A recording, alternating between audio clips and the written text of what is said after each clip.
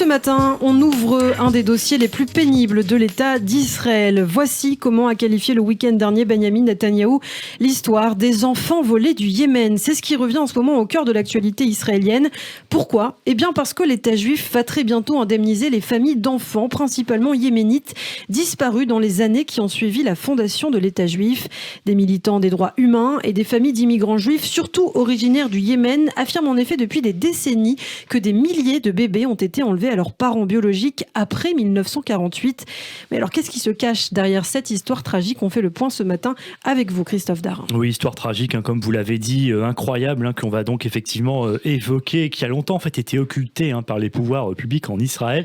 Alors, pour bien comprendre, il faut remonter un peu après la fondation de l'État d'Israël. Nous sommes, vous l'avez dit, en 1948. Des centaines de milliers de juifs originaires des pays arabes et du bassin méditerranéen s'installent progressivement dans l'État juif, mais cette alia précipitée n'est pas forcément la bienvenue. Et oui, parce qu'Israël, à cette époque, en fait, a d'autres préoccupations en tête, et notamment sa propre survie. Oui, il faut rappeler quand même qu'à ce moment-là, l'État hébreu est en guerre contre plusieurs pays arabes, et puis ces institutions fraîchement créées sont encore évidemment désorganisées, comme ça le serait dans n'importe quel pays.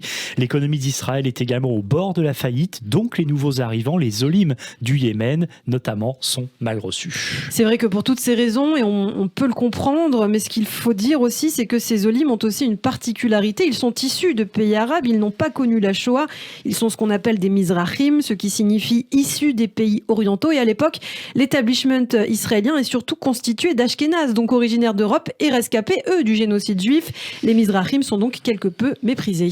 Et leurs conditions d'accueil sont très dures. Ils sont aspergés d'un insecticide, le fameux DDT, dès leur arrivée, privés de papier d'identité, parqués dans des camps de tentes ou dans des mahabarot, qui sont, vous savez, ces villages de cabanes rudimentaires les plus maltraités des olim sont à l'époque sans conteste les 48 000 yéménites emmenés en Israël entre 1949 et 1950 dans le cadre de l'opération Tapis Volant. C'est un pont aérien secret lancé avec le soutien des États-Unis et du Royaume-Uni.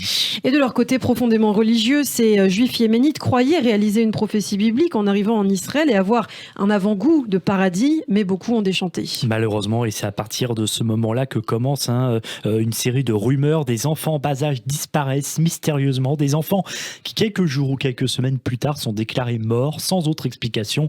Alors, sur le chiffre de ces enfants, ça reste encore flou. On estime qu'entre 1000 et 5000 enfants, selon les interlocuteurs, auraient disparu. Et on sait qu'il y a un mode opératoire particulier dans ces disparitions, un modus operandi qui ne varie d'ailleurs pas tellement.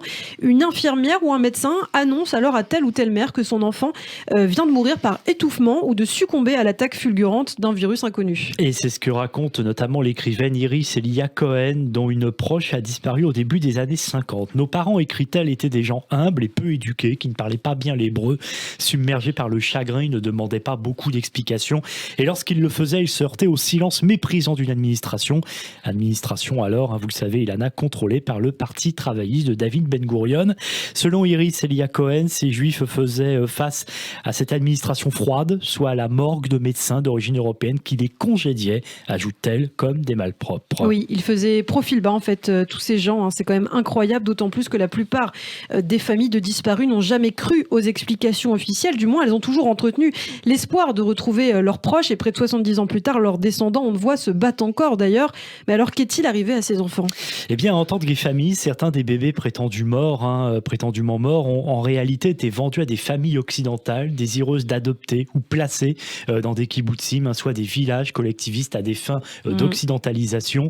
D'autres sources affirment que ces bébés ont également servi de cobayes dans le cadre d'étranges expériences scientifiques qui leur ont parfois coûté la vie, mais là encore, ce ne sont que des suppositions. Rien n'a jamais pu vraiment être prouvé. Oui, il y a eu quelques commissions, on va en parler justement. En tout cas, face à l'insistance de plusieurs familles juives yéménites, à partir des années 60, 2 commissions d'enquête ont été créées sous la pression des familles pour élucider le mystère. Du moins, c'est ce que les familles pensaient. Tout à fait, car en réalité, ces commissions ont surtout passé leur temps à endormir l'opinion, au point qu'au printemps 1994, excédé par le mépris dont lui et ses proches faisaient l'objet, le rabbin Uzi Mehiroulam, un ancien officier du renseignement militaires d'origine yéménite et quelques soutiens se sont retranchés dans une maison de Yehoud dans la plus grande banlieue de Tel Aviv.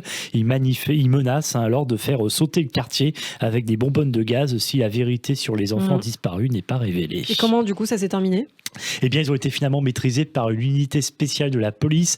Après un échange de tirs, le rabbin et ses ouailles sont condamnés à des peines de prison, mais ils obtiennent quand même ce qu'ils veulent, transformer un dossier que l'on tentait d'étouffer en une affaire d'État. Ils obligent alors le gouvernement à créer une nouvelle commission d'enquête, laquelle a finalement rendu ses conclusions aussi lénifiantes que les précédentes. Et pourtant, les preuves du mensonge d'État, entre guillemets, existaient. En 1998, une juive américaine portant le nom ashkénaze de Tzila Levinéa débarque à Tel Aviv. Celle qui a des cheveux noirs et la peau basanée très mate s'interroge alors, munie d'une déclaration de sa mère adoptive selon laquelle elle a, au début des années 50, été donnée. Elle cherche des réponses et surtout, elle souhaite retrouver ses parents biologiques pour connaître la vérité.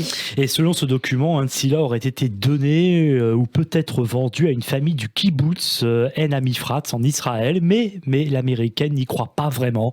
Grâce à des annonces passées dans les journaux, une quinzaine de familles d'origine yéménite se présentent donc chez son avocat. L'une d'entre elles, la famille Homessi, qui avait elle aussi déclaré la disparition d'un enfant 50 ans plus tôt, et finalement la bonne, la mère Magalit Homessi et sa deuxième fille Yehudit ressemblent alors comme deux gouttes d'eau à l'américaine. Un test ADN est réalisé à l'université hébraïque de Jérusalem. Il confirme la filiation.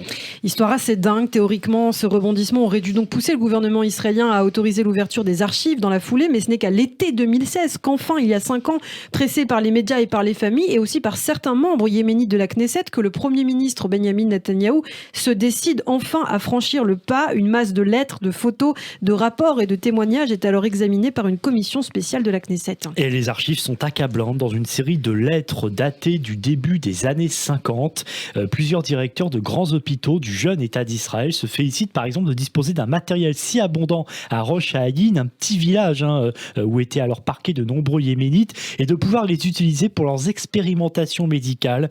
Par exemple, certains documents attestent des enquêtes sur des maladies cardiaques ainsi que sur la rareté du diabète dans la population yéménite, des études financées alors par un institut américain.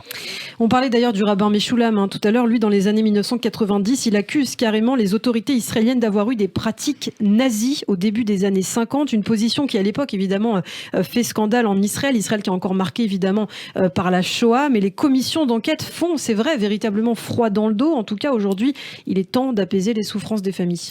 Il est temps que la souffrance des familles auxquelles on a pris les bébés soit reconnue par l'État et que ces familles soient indemnisées. C'est ce qu'a déclaré la semaine dernière Benjamin Netanyahou.